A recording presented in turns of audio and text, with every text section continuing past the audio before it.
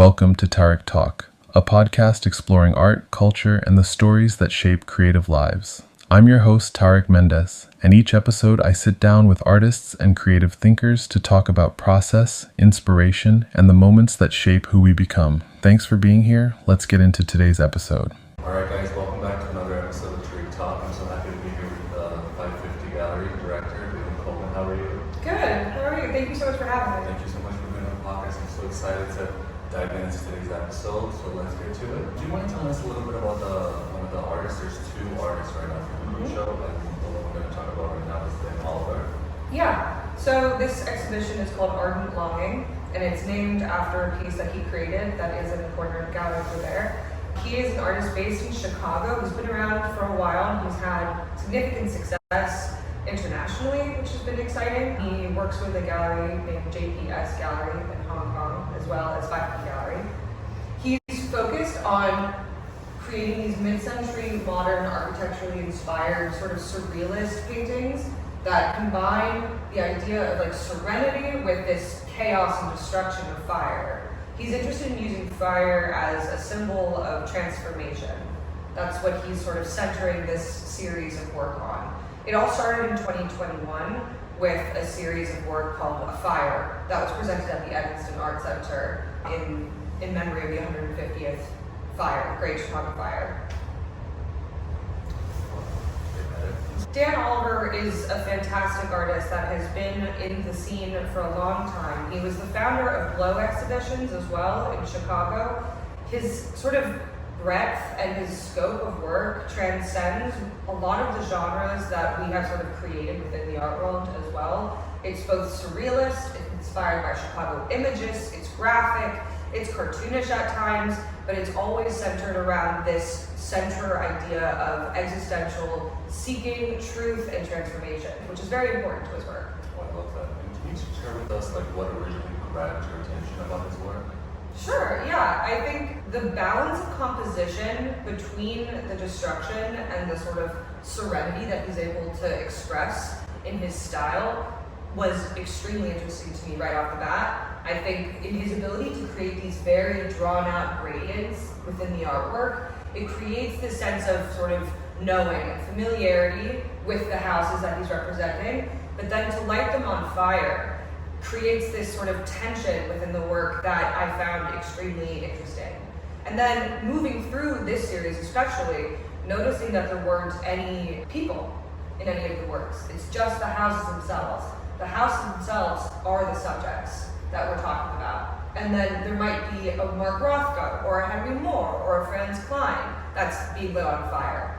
That's more interesting to me than focusing on the human story within it. I actually love that because that's what I noticed too. It makes like your mind, I think subconsciously, it fills up what's happening inside and what could happen versus just giving you the full story. Exactly. Yeah. Not to mention you can sort of extrapolate fairly quickly who this type of person is who might be living in this house. You don't even need to see them. You know what they look like, you know who they are based on these belongings and possessions that he specifically curated for each individual house. So what emotion do you think sits underneath most of his pieces?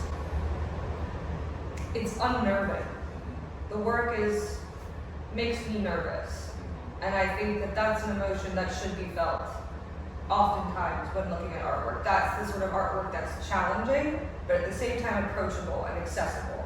He's creating a space for the viewer to be able to confront their own ideas of materialism, of truth-seeking, of fallibility. Can you tell us a little bit more about like his creative process? If you can share how did you work on like all pieces at once, or was this like a certain piece by piece? That's a great question because Dan is such a meticulous painter. I mean, as you can tell, his work is extremely detailed and he's fastidious. I mean, he spends a long time with each painting, really getting into each individual nub of the canvas, making sure that the gradient is perfect, that the brushstrokes are invisible. So no, he does pay attention to one canvas at a time, although he might go back to it at a certain point in time, but he does like to stay with one canvas. What you can tell as well by looking at the work very closely is that he doesn't use taping or masking very often, so most of this is freehand. which is incredible. I mean, his technical skill is really, truly fantastic.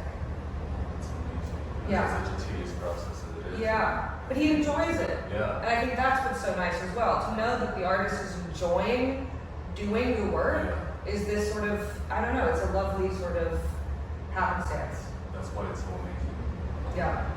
And do you think the Chicago background shows up visually in his work? I would say that he is heavily influenced by the Chicago imagists, like Roger Brown, Jim Nutt. He studied with those artists and was very much influenced by them. I think the Chicago art scene was very beneficial for Dan Oliver in his earlier practice because of being able to have glow exhibitions there where it's a slightly more accessible art scene. He was able to create an artist-run space and find a sort of outlet for his work to be seen. How would you describe Dan's work in 3 words? Chaos, balance, serenity. I love that. That's perfect. How is he like a person? Because like he's like looking at it as a viewer, he seems like to be like really fun. Like I imagine him like not full of chaos, but like full of spontaneous energy, but also very like organized and punctual. Yeah. So as you can see in his work, there's a lot of chaos, but everything's like so smoothly, painted and perfectly reflected. Yeah, Dan Oliver is a fantastic person to just be around, first of all. He's a very, very sweet person. I really enjoy him. I consider him a friend of mine at this point. He is interested in a variety of things, cinema, philosophy, architecture. All of those different avenues of interest find their way into his work somehow. He loves Alfred Hitchcock, which you can tell in some of his paintings as well. Like Vertigo, The Birds are referenced in several of the works. French existentialism shows up just as sort of like a grounding philosophy to his overall practice. He's very interested in music. I mean, he's got a really wide knowledge base that is impressive and fun to be around. Wow, he seems like such a cool guy. Shout out to Dan. Yeah, shout out to Dan. And I noticed like his work seems like uneasy but like calm at the same time. Do you think it's like intentional? Yes, I think so. I think that he is, like I said, interested in sort of making the viewer uncomfortable, but at the same time allowing them to have a real experience, a slower experience with the image. Yeah, that's like especially with this painting. When I noticed this painting, I was like, oh my god, the Mark Rothko, and then I think, how would I get out of the house? Like, how would I get out of this house? So it really gives you. I feel like you could, of all his paintings, like you could literally have a whole movie based like inside the painting. Totally. But there's so much going on. It's like even where the fire is located and how it started, it's like perfectly perfected to like make you think and absorb, the scenario, fully soak you into this like experience. Yeah, it's immersion, right? Exactly, yeah. Like you're trying to really see yourself in the space. It's voyeuristic as well. Yeah. Absolutely. And he mostly does paintings, or does he also do other readings as well? He's focused on painting. And how many paintings do you have of his in this show right now? And how many paintings of Dan's work do you have currently in the show? We have 8 paintings of his in the show, which I'm very, very excited to have. So yeah, and they were sent over from Chicago, and we love them. Oh, that's fabulous. Thank you. And do you think there's a detail in his work that normally viewers might overlook and not like absorb? That's a fun question. I would say some of the Easter eggs could be in the miniature paintings that are included that we've already touched on, but they are fun. And the Rothko, the Henry Moore, the Franz Klein, these are paintings that, if you're familiar with the history of art, are sort of terrifying to see lit on fire, right? It's like thinking of the Library of Alexandria going up in flames. These are invaluable works of art, sentimentally often even more so than the price tag for people who sort of have a affinity for those 20th century masters. Yeah, that's very interesting. It reminded me, there's a house by the Getty Museum in California that kind of has like the same vibe, architecturally looking up at the mountains, and I was like, oh my god, maybe that could be like one of those houses. But I love that he's able to, really like give you a whole visual experience where the viewer can just like kind of use your subconscious to like fill out with whatever. Exactly. That's exactly what so it I feel is. like we could both look at the same painting and I can think, oh my god, this looks like LA, this looks like the Creek, and for you, Yeah. it could be like a different location but the same idea or same vibe. That's exactly what it is. 100%. People often actually associate this specific painting with like suburbia in Korea. sort of akin to like Parasite. Do you think like when he's being creating his work, he's thinking how will the viewer absorb this and do this, or does he just like create from inspiration and probably subconscious and just puts it out in the world? I definitely don't think he sort of focuses on the viewer's experience at the beginning. I think that he's most interested in having visual inspiration from different avenues. So like I know he does start with sort of thinking about what house he's going to represent and looking at images of different houses that he's finding either on the internet or through old magazines, things like that. Starting with that, and then possibly moving towards like the flora and fauna, like the plants that are going to be around the house, and then moving from there. Well, I love that. That was actually going to be my next question. Because I wanted to know, like, are all the pieces based like on a geographical location, or is it like half like inspiration and half based like on like the facts, or 100% based on actual points? Yeah, so it's more the latter. Like it's more that he does start with an image of a real house, but then it very quickly sort of becomes fantastical. And then when he starts lighting it on fire, all hell breaks loose. Yeah. Like, you know, he could invent a chimney or something else, and things just start to roll. Oh, that's very good. I noticed there was a modern journal to painting. Can you tell us a little bit about that painting, please? Yeah, it's one of my absolute favorites for sure of his work. I think it really captures the sense of like uncanny that he brings to the space. If you notice, there's fire coming out from the back room of the home, and there's plumes of smoke coming from there as well. But in the middle of the house, there's actually a chimney with a fire underneath it, but there's no smoke coming out of that chimney. So you wonder why, right? Like he's starting to twist reality on its tail a little bit, or on its head a little bit. Like he's trying to show you what's familiar, but then shift it slightly, which is very similar to a lot of the sort of different artists that he's interested in referencing, like Hitchcock is even one of them. Like these small adjustments and small details that you can use to make the viewer feel slightly out of place. Absolutely. Yeah, I was going to say that because it makes you feel like you're in this chaos. Like, where do I go? What do I do? But then you see the firelights and cool. It like reminds you like summer nights or relaxing, and then you go back to chaos. He really takes you like, at least for me, I can say, an immersive experience. Definitely. You know, it feels like those videos of AI when the paintings come alive.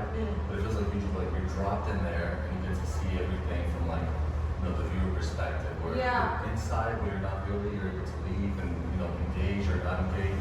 That's really genius. Yeah, that's true. I love what you said about the pool though. I think that's a really good point. Like even in this painting as well, like the pool that he's able to,